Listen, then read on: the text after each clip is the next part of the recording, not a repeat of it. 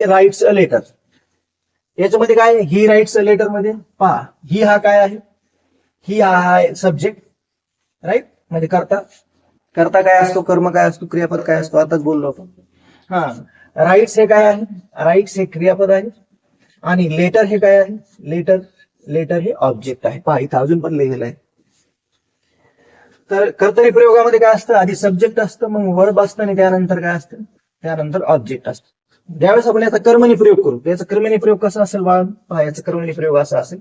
याचा कर्मणी प्रयोगामध्ये ऍक्टिव्ह टू पॅसिव्ह कसा चेंज केला, ऍक्टिव्ह टू पॅसिव्ह.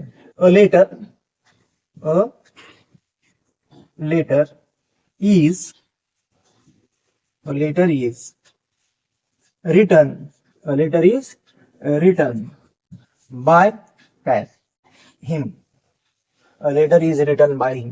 आता याच्यामध्ये काय चेंज झालं, चेंजला ऑब्झर्व करा.